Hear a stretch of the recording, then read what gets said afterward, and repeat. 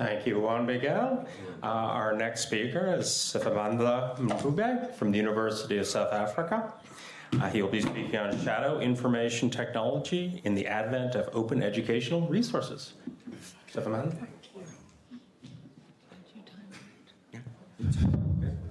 Thank you, Chair. Good afternoon, colleagues. Let me start by thanking you for affording me an opportunity to share my presentation or to engage with beautiful audience from all over the globe. It is an honor indeed.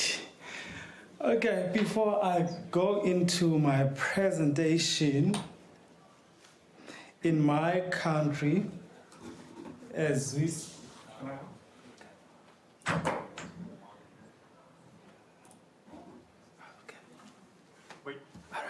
Okay, no, sorry.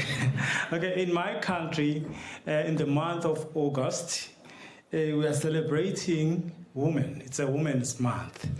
As I've entered the building, I could have seen that on the left-hand side, there's a list of women on the wall, or against the left-hand side, list of men.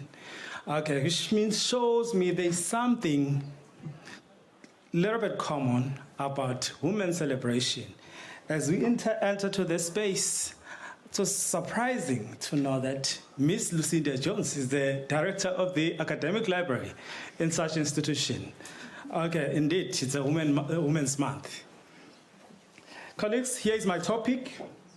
I'm looking into the issues of shadow IT in an advent of open educational resources.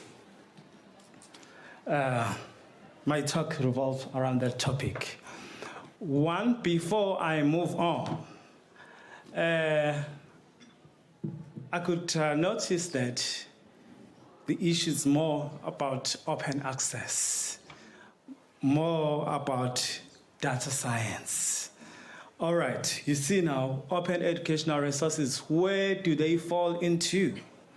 I think maybe that will form part of bigger collaboration with colleagues here. But for today, I'm not there. I just want to project to you my presentation, the overview as laid. Now, why do I conduct this research, shadow IT, in an advent of open educational resources? As a lecturer in an open distance learning university, which is the University of South Africa, the institution advocates the use of open educational resources. All right, okay.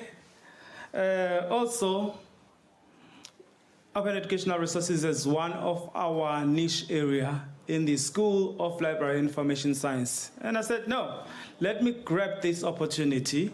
And then open educational resources became one of my research niche area. That's why now I got interested in studying these open educational resources. All right, of course, the initiative of open educational resources started back in 2001 in Berlin, started by UNESCO. Okay, the agenda, they could see that in the Global South communities, so many issues revolve around access, open access, information access, and resources. I think the idea was to try to close the gap based on those issues. All right, now, why now in the shadow IT? And then, of course, the issue was embraced by many higher education institutions. People started to develop these open educational resources, infuse these open educational resources into their curriculum, into their content. We also did that like many other institutions. We've developed open educational resources. We adopted open educational resources from different spheres, and we created our own. Now, during the process then, we somehow ignore or deny not intentionally, the issues of policies, institutional policies, open access policies. Because one of the examples as an academic, to survive in an open distance e-learning space, you have to be innovative. When you say you are innovative, you do now not, you don't look, sometimes go back to the policy, always often go to the policy and see where you are.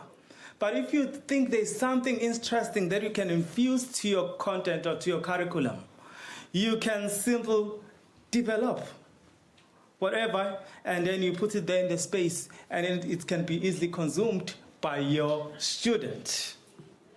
All right, that's how the issue of shadow IT got ignored.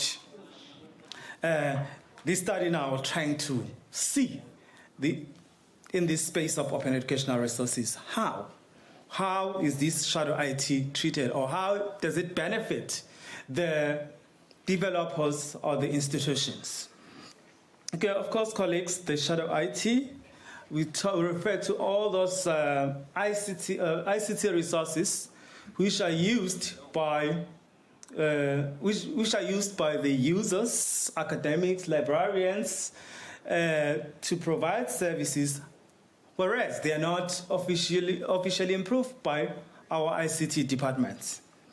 Okay, it is common, even on our home spaces, we rely on this shadow IT, sometimes aware, sometimes unaware. All right, now, I'm trying to marry these two. Okay, you can see open educational resources and shadow IT. Why this research? Why? Okay, as I've mentioned, this OER it's widely used in academic institutions by us. And then, however, the issues of shadow are less reported when it comes to these open educational resources. Right? The literature, okay, when I go deeper in literature, I could see that there are studies on shadow education and shadow economics. However, less on shadow and open educational resources. Okay? Okay, therefore, the study sought to investigate the use of shadow IT in the emergence of open educational resources in an e-learning context. The context, of course, from information science field, the library information science field is characterized by ICT. Colleagues will all adhere to that. Okay, our provision, our access, databases, systems which are used in our context revolves around the ICT infrastructures. So now, to mention to you this study context, as I mentioned, the study context is open distance learning, which is an distance or an open institution. So we also rely on ICT. Okay, you see, I think if you marry the context, the study context, and then the main artifact here, or main phenomenon, that's how relate. Here we are. The issue of the study context, the ODL, back in 2001 to 2010, the current institution describe its own standing based on distance learning, including in-person instruction, online media courses, tutorials, and other blended learning. So to say, it is more on blended mode. It evolved 2011 to 2020. It started to look into the business model. Okay, e-learning proposed the issue of fully online. Remember, if you refer back from 2021 to 2010, They use both element, online and physical. But now, 2011 to 2020, it was also on proposition there that no, now we are moving online.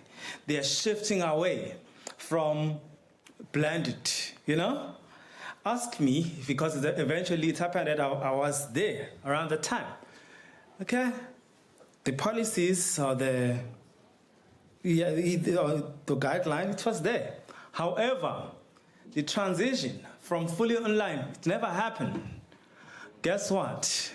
When COVID came, instantly, I think we were the first institution to be comfortable with the online education because we've been practicing. It's just that the people and the institution were reluctant to just stand what our policies leading us to.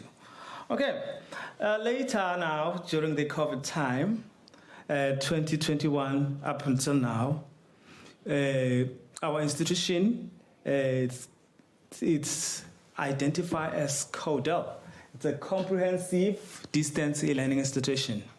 All right, colleagues, this kind of change, it's happening in the space where my institution, 150 years of existence of online provision in Africa.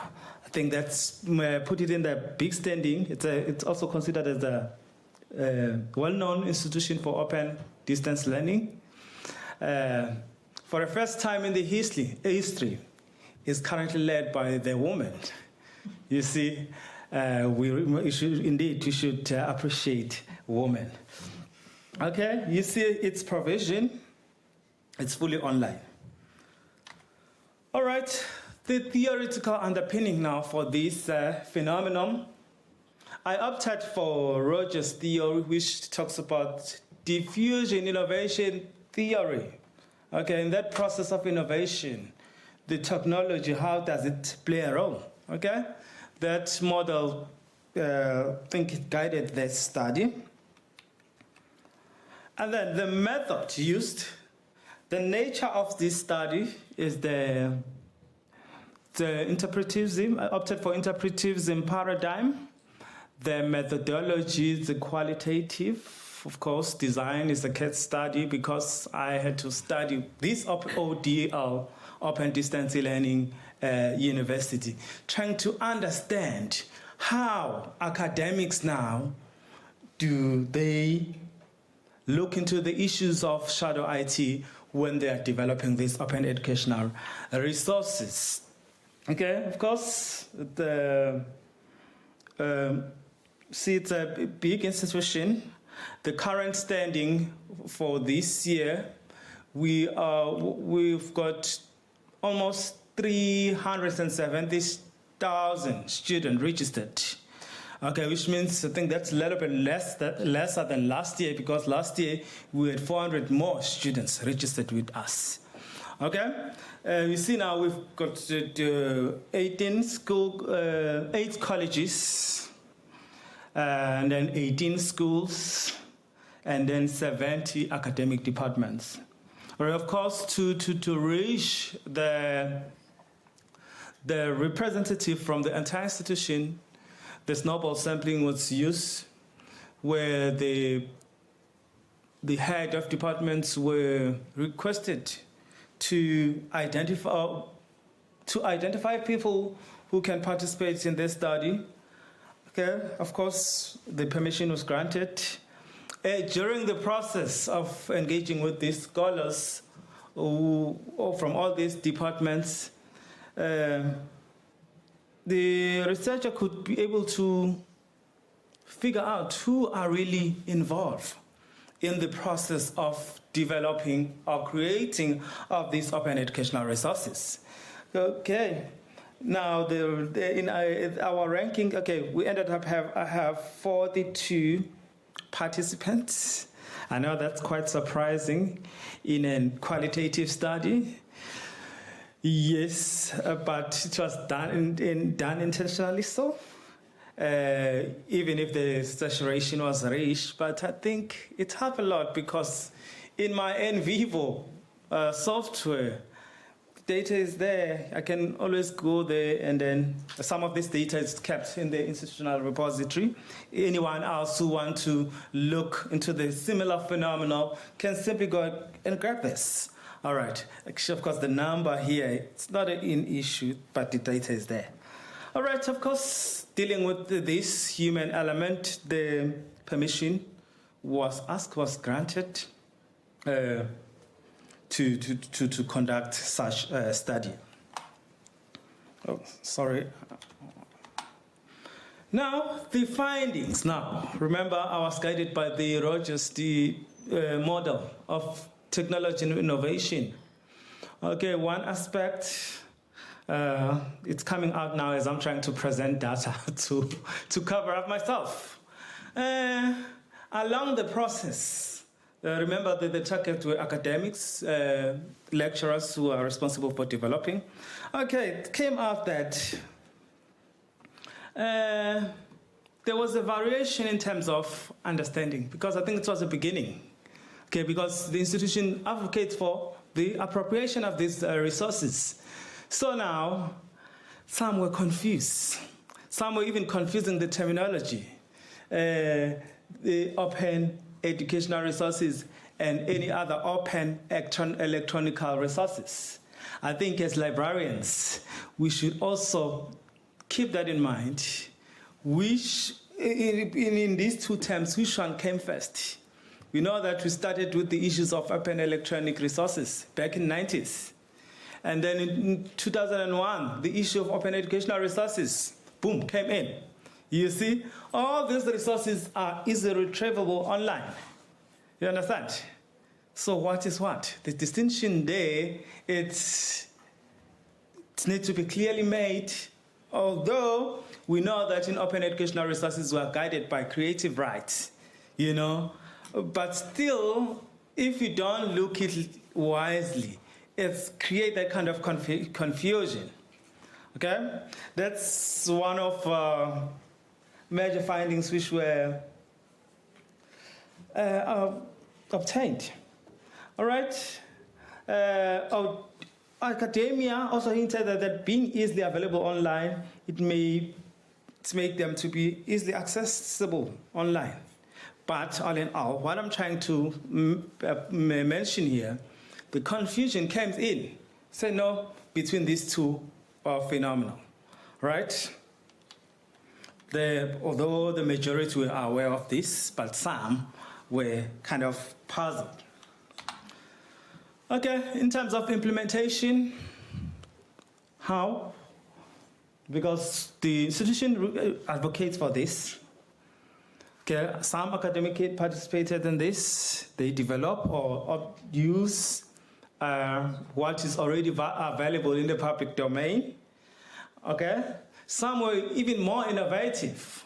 All right, in some spaces, academics could create their apps which are easily used by students, even blogs. Okay, because now when you're trying to be innovative, you try to forget about the limit because you want to offer your student opportunities, more opportunities. Mind you, I don't know, it's only happening to my institution or to my context, where we do have learning management system in place, but some students, they will just ignore it, ignore them, try to find what is best for them, or try to leave you there as an academic and then create their own platform where they can interact in your absence. All right. And now, in terms of shadow IT and adoption, in the adoption of open educational resources, academics use various technologies, as I've mentioned. All right. Okay. Also, they use OER, which is the main platform for open educational resources, which I think was associated with MIT, because I think they are the first institution to develop this initiative. Okay, they've got a big space of hosting there. All right, which means indeed shadow IT, it's been used here along the process. Okay, it's also used for offer potential growth for dissemination when they want to disseminate their content. It's easily used. Also, academics use both official and shadow IT. Okay, most use systems for dissemination of OER, social media, interactive platform, and cloud storages, and many others. Now, to look into these issues of shadow IT, all right.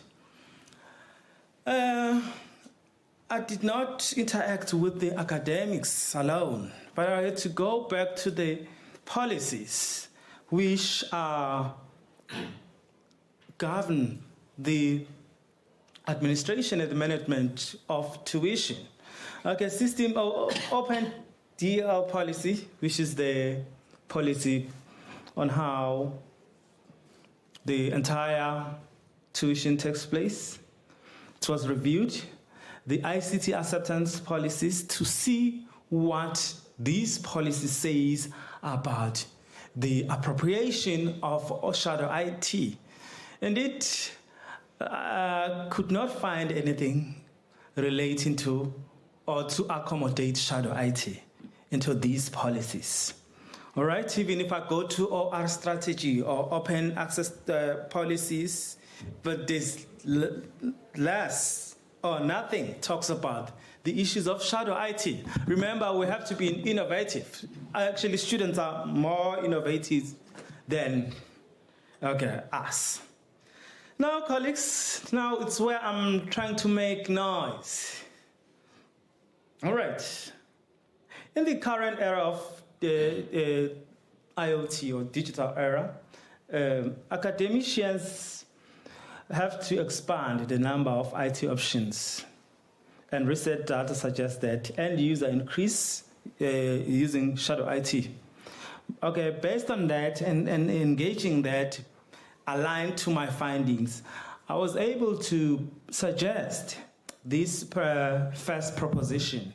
In the advent of open educational resources, the user knowledge and perceptions are crucial for determining status of engagement and utilization of shadow IT at a higher education institution. Okay, that's point number one. Okay, the second one, innovative users contribute to the advancement of open educational resources when shadow IT is appropriated, and academics must not be limited to a particular systems. Instead, they deserve better recognition and acknowledge, of course, when they opt for alternative methods of tuition. Right? The last one. Okay, institutions required to take cognizance of ICTs and its usage policies and strategies to accommodate shadow IT for adoption and development of open educational resources with the institutional rules and regulations. Okay, colleagues, in my conclusion,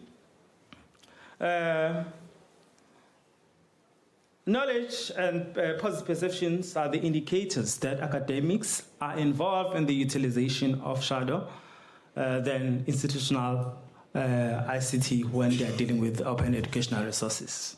All right, so the major take home here, because the recommendation from this study, which I want to make it known to my institution, is that the measures alignment from the policies, okay, it can be ICT policies, open access policies, or any ICT policies. The issue of shadow IT, it has to be embedded.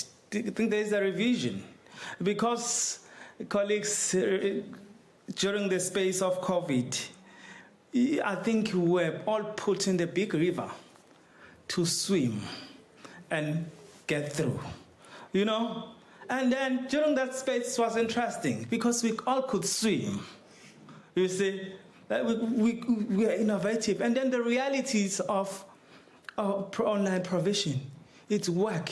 Even in the library spaces, no, it worked. Students could request resources and get resources wherever they are without any physical interaction. The librarians knew what to do to provide services, because you're in that space where you have to be innovative. All right, ladies and gentlemen, thank you for being a good audience. I look forward to your questions and contribution. And of course, I'm so delighted to be in this space, and I look forward people who can say, no, SPA, let's get together looking into the issues of open educational resources and open access further. Thank you so much.